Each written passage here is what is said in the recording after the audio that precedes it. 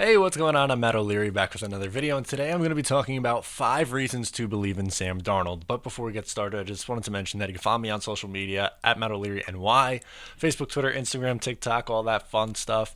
Also, if you haven't already, please make sure to subscribe to the podcast. New episodes drop every Monday. You can get it wherever you get your podcasts or right here on the channel.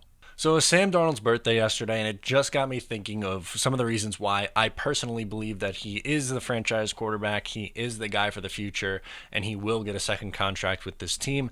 And I'm going to give you the 5 main reasons for why I believe all those things. The first is a stat I saw from Pro Football Focus. Sam Darnold, during the last 8 weeks of last year, was pressured the 4th most of any quarterback in the entire league.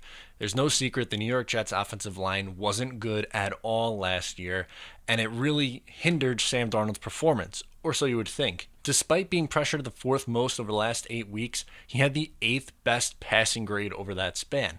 So yes, he wasn't in the most perfect situation, but he was able to make the most out of a poor offensive line. That brings me to point number 2, the offensive lines over the first 2 years. In year 1, it was okay. He had the 18th overall offensive line in terms of pass protection according to Football Outsiders and DVOA. If you remember though, Spencer Long was snapping the ball over his head, which ended up getting Sam Darnold hurt in one of the games. So yes, it was better than what it was this past year. It was ranked 30th in the league in terms of pass protection, but it was still pretty bad, so much so that they had to switch centers in the middle of the year. They switched to Jonathan Harrison, who was okay for the New York Jets at center in 2018. And their offensive line was one of the reasons why Sam had to miss 3 games in 2018 because he got hurt. This year, they did a ton to improve the line, and long term, there's going to be some additions that you'd imagine are going to work out in terms of like Mekhi Becton, drafting someone with their first round pick to potentially be the franchise left tackle is huge. You have Alex Lewis, who wasn't really here to start off the season. The Jets traded for him. So if you want to say they have 5 new starters from the opening of 2018 to now, you can. Center, you're bringing McGovern, who I think is a top 10 center in the league, maybe top 12. I would consider him a top 10 center in the league. Right guard, you bring in Greg Van Roten, who I think should be an upgrade over Brian Winters. And on the right side, you have a little bit of a risk in George Fant, but he is extremely athletic. Joe Douglas seems to love the guy. I would prefer him out there over Chuma Edoga, but that's the one spot that's a little bit of a question mark. But you could see that he was trying to go, he being Joe Douglas, is trying to go more athletic on the offensive line. So he's put in a ton of work to improve the offensive line, which I think is a reason why you should believe in Sam Darnold going into year 3. Number 3 is what he did in the second half of last year. So I'll give you his numbers and then project that over a full 16-game season. So in the final 8 games, he had 13 touchdowns, 4 interceptions, a 61.4 completion percentage, 1,947 yards, which is 243.3 yards per game, and a 95 quarterback rating. Over a full season, that is 26 touchdown passes to 8 interceptions and 3,894 yards. So essentially 3,900 yards, which would be phenomenal for the New York Jets. When was the last time they really had a quarterback who's putting up that kind of numbers? You'd probably argue Ryan Fitzpatrick in 2015. Besides that, there's only a handful of times in the Jets' history where they have seen that kind of production at the quarterback position. Yes, that speaks more to the Jets' past issues at the quarterback position, but if for whatever reason Sam Darnold put up similar numbers to that, 26 passing touchdowns, I'll even say 10 interceptions, we'll give him a couple more, and like 3,900 passing yards, that'd be phenomenal in taking a step forward in the development. Reason number 4 is pass supporting cast. So Sam Darnold has not had the best supporting cast.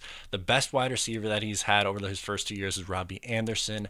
Outside of that, there were some times where it was really rough at the wide receiver position. For instance, let's look at this game against the Chicago Bears. These were the wide receivers that he was working with.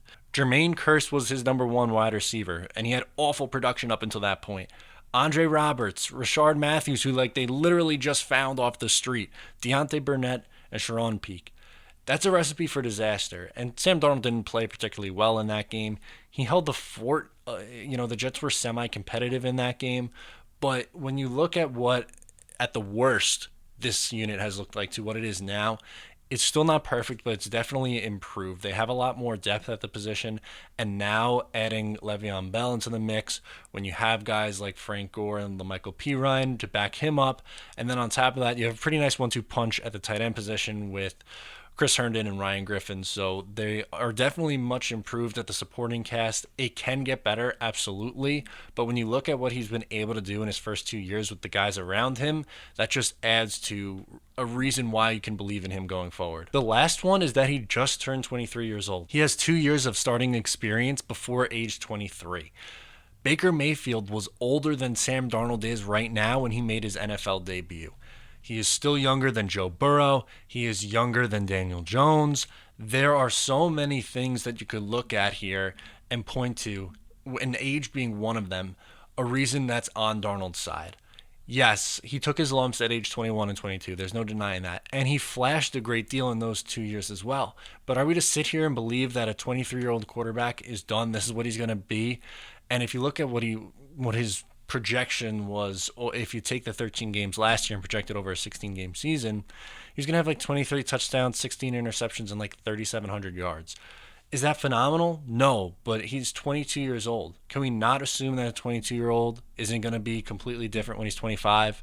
Right now, I'd probably put him somewhere between the 18th and 22nd quarterback in the league. Can we not expect that to go up 5 spots this year? Maybe he's in the top 15 or pushing for the top 15. And by the time maybe he's 25, pushing for the top 10. I think that's realistic expectations. Maybe I'm a little bit more bullish on Sam Darnold, but when you look at what he has done in the league so far and the amount of just question marks around him, whether it be head coach. He's had 2 different head coaches. Both of them haven't been all that great. He's had a really bad offensive line. He hasn't had a good supporting cast around him. There's so much going against Sam Darnold, and despite that, he has still been able to flash brilliance, really, in a couple of big spots. So I'm still supportive of Sam Darnold. I think you should be extremely excited about the future of the New York Jets with Sam Darnold, and those are the 5 reasons why, or 5 of some of the main reasons why I'm confident in Sam Darnold going forward. So let me know what you think down in the comments below. You can always get at me on social media. Thank you so much for tuning in today. Once again, I'm Matt O'Leary. Make sure to subscribe, and I'll talk to you next time.